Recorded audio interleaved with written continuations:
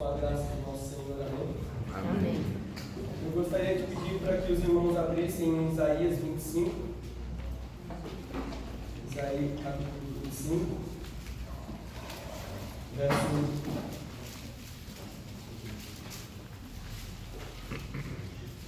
1. Isaías 25, verso 1. Diz o seguinte: Ó Senhor, Tu és o meu Deus, eu exaltar-te-ei a Ti e louvarei o Teu nome, porque tens feito maravilhas e tens executado os Teus conselhos antigos, fiéis e verdadeiros. Sabemos que nosso Deus é um Deus grande e um Deus que está conosco em todos os momentos. E nesse momento eu gostaria de pedir para que o Rodrigo faça uma oração de adoração para o nosso Senhor. Senhor, nós te adoramos, nós te agradecemos, ó Deus, por esta manhã, estarmos aqui na tua presença, ó Pai, podemos honrar e glorificar, ó Pai, o teu santo nome. Nós te adoramos, ó Deus, também por aquilo que o Senhor é em nossas vidas, ó Deus. Muito obrigado por tudo, Deus, que o Senhor esteja abençoando nesta manhã, ó Pai, que o Senhor possa falar ao nosso coração, ó Deus. Muito obrigado também pela vida e também, ó Deus, porque o Senhor está conosco, ó Pai, em todos os momentos da nossa vida. Em nome de Jesus, amém. Amém. Continuando o nosso culto, eu gostaria de pedir para que os irmãos abrissem em Provérbios, capítulo 28, verso 13.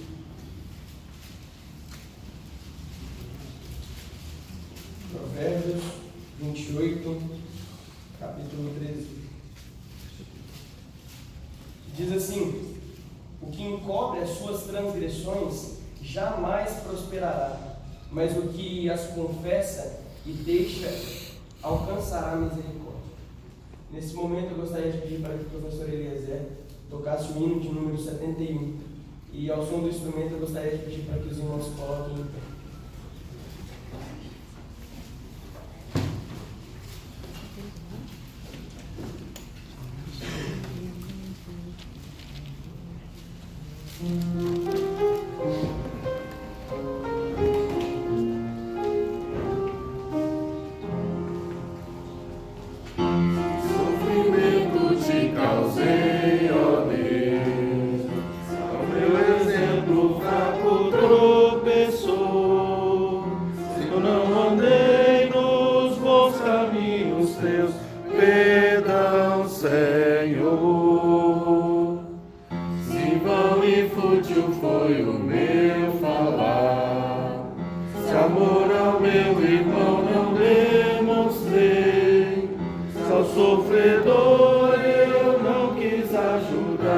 Perdão, Senhor, se negligente foi o meu viver, se me dispor a pelejar por ti, se firme em teu trabalho eu não quis ser. Perdão, Senhor, escuta, ó Deus, a minha oração. Vem livrar-me do pecado vil, renova este pobre coração. Amém, Senhor. Gostaria nesse momento de pedir para que meu pai César faça uma oração de confissão de pecados. Santo e bendito Deus, nós te agradecemos, ó Pai, por mais uma vez estarmos reunidos aqui em teu nome. Muito obrigado, ó Pai, pelo privilégio que temos, Pai, de estarmos neste local. Mas também sabemos, ó Pai, que somos imperfeitos, que somos falhos, que somos pecadores. E neste momento, Pai, queremos te pedir, perdoa, ó Deus, os nossos pecados, perdoa, ó Deus, as nossas falhas, os nossos erros. O Senhor conhece, ó Pai, o nosso coração. Colocamos as nossas vidas diante do Senhor neste momento. E que, ó Deus, o Senhor receba, Pai, diante de Ti agora, aqui as nossas confissões. Esteja nos perdoando, ó Deus, e que nós possamos cada dia, Pai, te buscar e te servir mais e melhor. Fica conosco, fala, ó Deus, nessa manhã aos nossos corações. É o que nós te pedimos, agradecidos no nome de Jesus. Amém. Esse momento para a nossa meditação de hoje, eu gostaria de pedir para que os irmãos abrissem em Filipenses, capítulo capítulo 1. Filipenses, capítulo 1, dos versos 12 ao 26. Filipenses, capítulo 1, dos versos 12 ao 26. Eu vou estar lendo e eu gostaria que os irmãos prestassem atenção na leitura. Quero ainda, irmãos, cientificar-vos de que as coisas que me aconteceram têm antes contribuído para o progresso do Evangelho, de maneira que as minhas cadeias em Cristo se tornaram conhecidas de toda a guarda pretoriana e de todos os demais. E a maioria dos irmãos, estimulados no Senhor por minhas algemas, ousam falar com mais desassombro a palavra de Deus. Alguns, efetivamente, proclamam a Cristo por inveja e porfia. Outros, porém, o fazem de boa vontade. Estes, por amor, sabendo que estou incumbido da defesa do Evangelho. Aqueles, contudo, pregam a Cristo por discórdia, insinceramente, julgando suscitar tribulações às minhas cadeias. Todavia, que importa? Uma vez que Cristo, de qualquer modo, está sendo pregado, quer por pretexto, quer por verdade. Também com isso me regozijo. Sim, sempre me regozijarei. Porque estou certo de que isto mesmo, pela vossa súplica e pela provisão do Espírito de Jesus Cristo, me redundará em libertação, segundo a minha ardente expectativa e esperança de que em nada serei envergonhado. Antes, com toda ousadia, como sempre, também agora será Cristo engrandecido no meu corpo, quer pela vida, quer pela morte. Porquanto, para mim, o viver é Cristo e o morrer é lucro. Entretanto, se o viver na carne traz fruto para o meu trabalho, já não sei o que hei de escolher. Ora, de um e outro lado, estou constrangido, tendo o desejo de partir e estar com Cristo, o que é incomparavelmente melhor. Mas por vossa causa é mais necessário permanecer na carne. E convencido disso, estou certo de que ficarei e permanecerei com todos vós, para o vosso progresso e gozo na fé, a fim de que aumentem, quanto a mim, o motivo de vos gloriardes em Cristo Jesus, pela minha presença de novo convosco. Oremos. Pai, nesse momento, venho a Ti, Deus, entregar a minha vida, entregar tudo aquilo que irei dizer e falar, Pai. Que nesse momento eu fale somente aquilo que o Senhor quer e que não seja eu falando, Pai, mas sim o Senhor. Nos abençoe e cuide de nós, em nome de Jesus. Amém. Amém. Eu gostaria de pedir licença aos irmãos, porque eu gostaria de contar uma situação da minha vida particular. Eu tenho uma amizade em Uberaba com um homem que me fez aprender muita coisa, que me ensinou muita coisa. Esse homem é um homem de Deus, uma pessoa de uma fé inabalável. E em um certo momento da sua vida, ele passou por um câncer. Todos nós sabemos que o câncer é uma doença devastadora, uma doença a qual ela não tem cura. E nós lá da Igreja Central de Uberaba acompanhamos todo o processo de quimioterapia, e acompanhamos todo aquele sofrimento. E orávamos para que ele fosse curado, mas que primeiramente fosse feita a vontade de Deus. E depois de alguns anos lutando contra esse câncer, esse irmão consegue vencer o câncer. Ele é curado. E a igreja ela fica extremamente feliz e ele começa a testemunhar de sua vida para outras pessoas. Só que em alguns exames de rotina, porque a partir do momento que você tem um câncer, você nunca mais é o mesmo. E em exames de rotina, esse irmão descobre que o câncer havia voltado. E não o câncer a qual ele já tinha contraído, mas sim um novo câncer. E esse câncer ele estava 10 vezes mais forte. O câncer ele atingiu o esôfago, o pulmão, o estômago e o pior, os ossos. Mas mesmo com tudo isso, ele não se deixou abalar.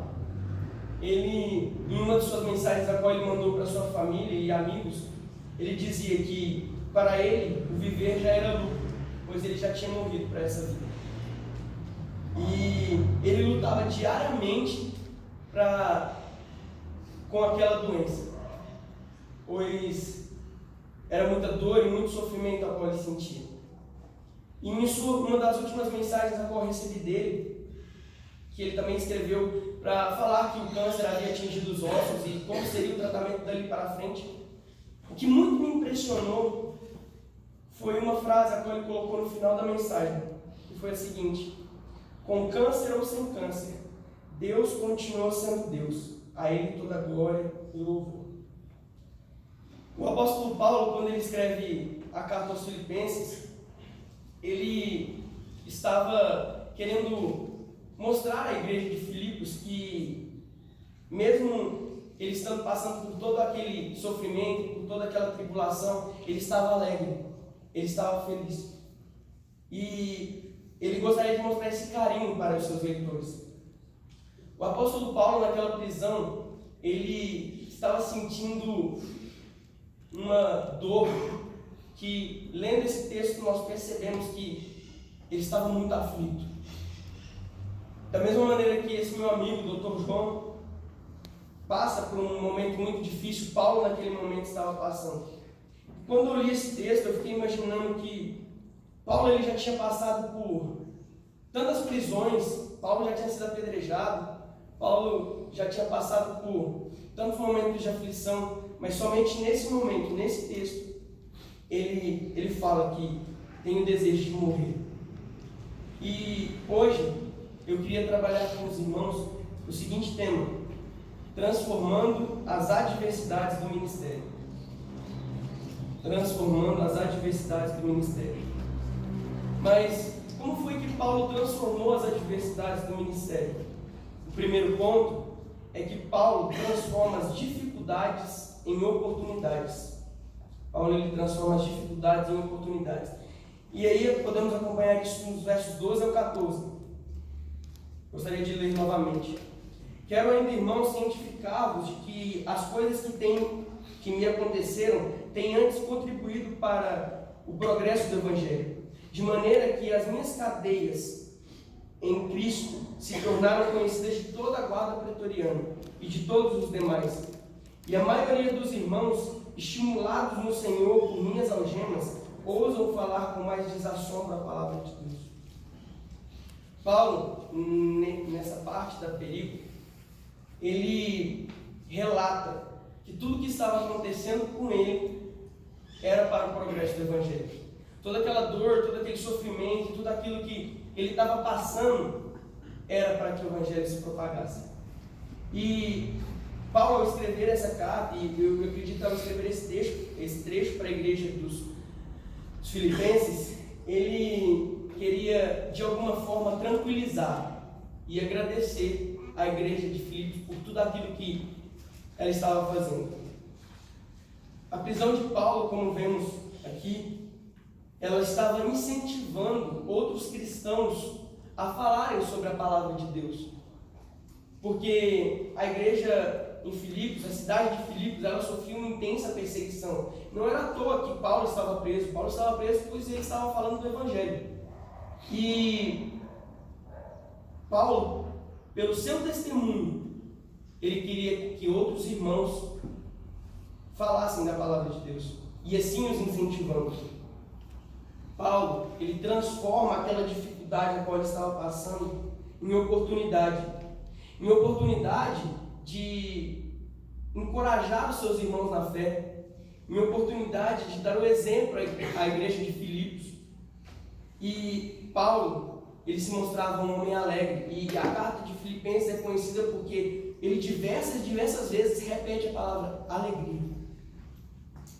A alegria que Paulo tinha era a alegria que estava fundamentada na paz de Deus. Era a paz que Deus dava a Paulo, o que tirava dele toda e qualquer ansiedade, medo ou qualquer coisa que iria acontecer.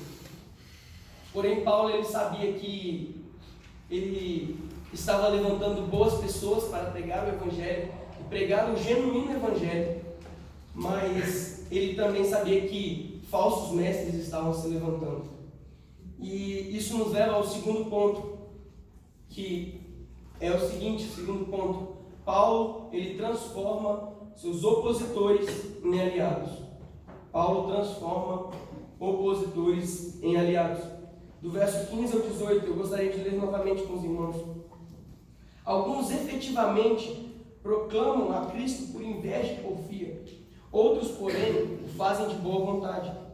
Estes, por amor, sabendo que estou incumbido da defesa do Evangelho. Antes, contudo, pregam a Cristo por discórdia, insinceramente, julgando suscitar tribulação às minhas cadeias. Todavia, que importa? Uma vez que Cristo, de qualquer modo, está sendo pregado, quer por pretexto, quer por verdade. Também com isso me regozijo. Sim, sempre me regozijarei. Nesse trecho, Paulo, ele mostra que ele entendia que boas pessoas com boas intenções de proclamar o Evangelho, de propagar o Evangelho, estavam se levantando e se encorajando por causa do testemunho de Paulo. Porém, Paulo sabia também que falsos mestres estavam se levantando e que esses falsos mestres estavam simplesmente pregando e disseminando a palavra por inveja e insinceramente, sem se preocupar com o que estavam dizendo. Esses falsos mestres tinham inveja de Paulo e de tudo que Paulo tinha conseguido na grande capital do mundo, que era Roma. E por isso eles pregavam falsas doutrinas, distorcendo tudo aquilo que Paulo havia um dia pregado e transferindo todo o progresso do Evangelho que um dia tinha sido Paulo que estava fazendo, transferindo todo aquele progresso para eles. E Paulo, ele estando preso, nada poderia fazer. Então, no verso 18, ele simplesmente se coloca indiferente a tudo isso. Pois Paulo, ele entende que todos aqueles que estavam pregando o Evangelho por pretexto, por inveja, por porfia, que chegaria um momento a qual eles teriam que prestar conta ao Deus vivo.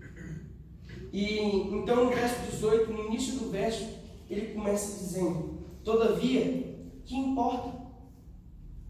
Ele se coloca como um homem totalmente sem reputação. Como disse, Paulo ele conseguiu ter levantado uma gigantesca multidão em Roma, sobre tudo aquilo que ele havia falado. E nesse momento, a sua única preocupação é que o Evangelho fosse pregado.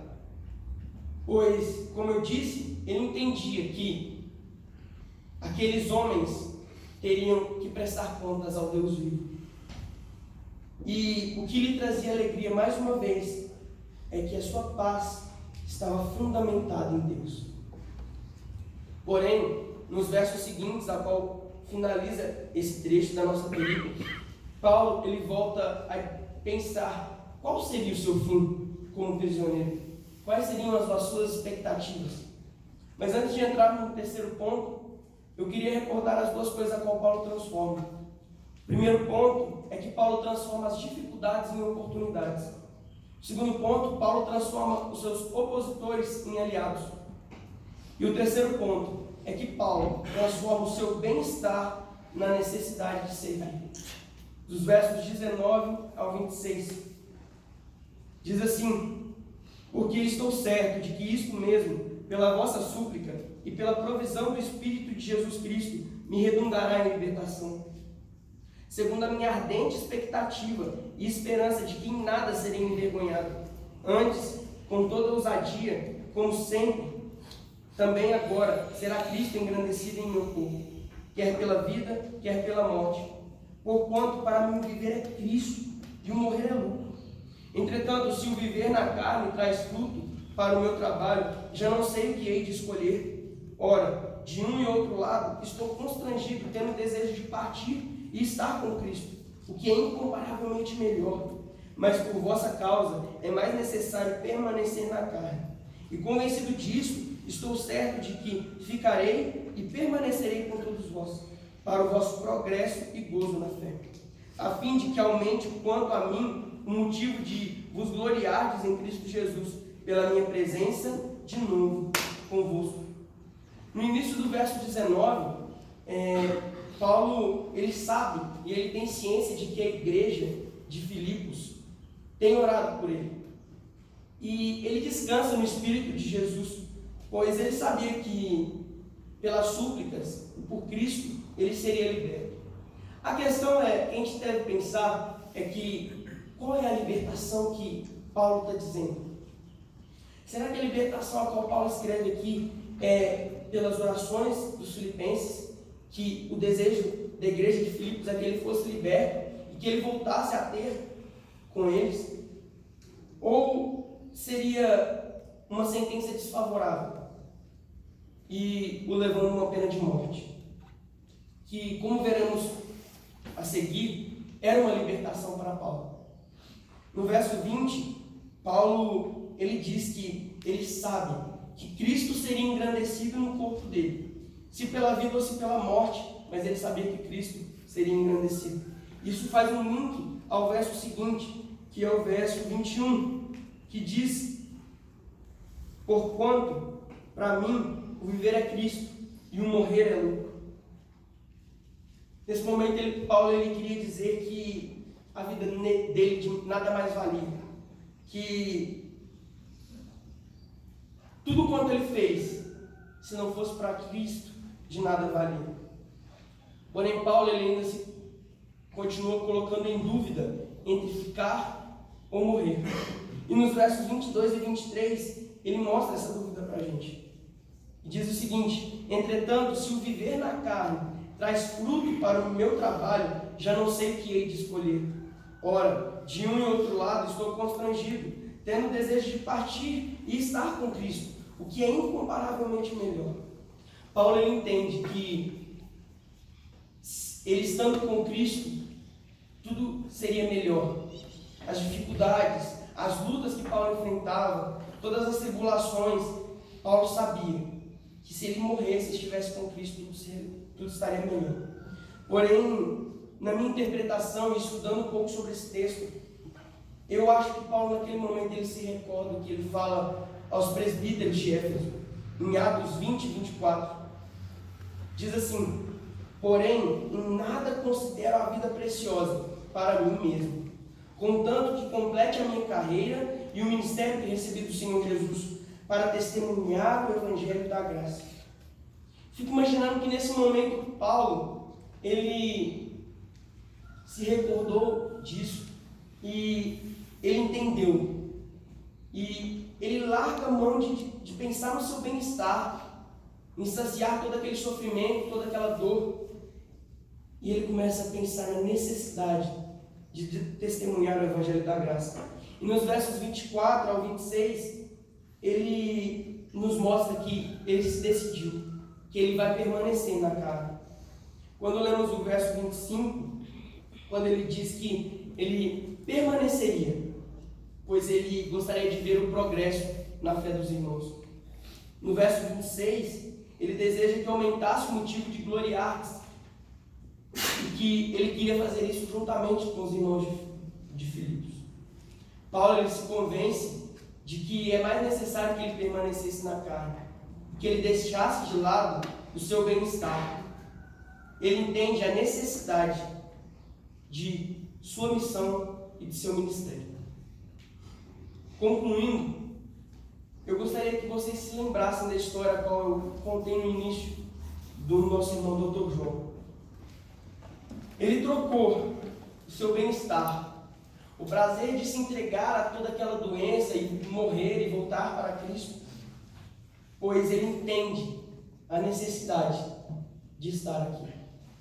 Pois o seu testemunho de sua vida foi muito importante para o feito desse sermão. Pois o testemunho da sua vida está incentivando outras pessoas a olharem o câncer de uma maneira totalmente diferente, para que ele pudesse testemunhar para outras pessoas e estimular outras pessoas. E eu acho que o mais importante de tudo é que o Dr. João ele entendeu que a maior necessidade é que ele permanecesse para auxiliar e cuidar da sua família. Pois sabemos que o câncer não é uma doença fácil, é uma doença que muitas das vezes machuca, e quando um seu ente querido morre, toda a família fica abalada. E mesmo que isso cause dor a ele, ao próprio corpo dele, como causa, ele entende a necessidade de ficar. Irmãos, quando nós estivermos no ministério e precisarmos tomar uma decisão importante entre o nosso bem-estar e a necessidade de servir, que nós possamos seguir e preferir atender às necessidades da obra. Não estou dizendo que a gente não deve se preocupar com o nosso bem-estar, mas assim como Paulo falava que sua paz estava fundamentada naquilo que Deus o dava, que Deus cuidava dele, e que a sua paz estava fundamentada em Cristo, e que Cristo tirava dele toda e qualquer ansiedade ou medo do que poderia acontecer, assim Cristo também fará conosco. Cristo, Ele nos dará a paz. Cristo, Ele atenderá às nossas necessidades, pois, em primeiro lugar, nós colocamos a sua obra e todo o seu ministério. Que hoje, nessa manhã, que nós não acordamos para vir aqui somente para mais um culto, mas que nós possamos levar isso em nossos corações. Que a partir do momento que nós preferimos e escolhermos estar e fazer aquilo que o ministério necessita, que a obra de Deus necessita, Deus cuidará de nós. Amém. Gostaria de pedir para que o reverendo Saulo orasse, para que o reverendo Hélio interpretasse a bênção.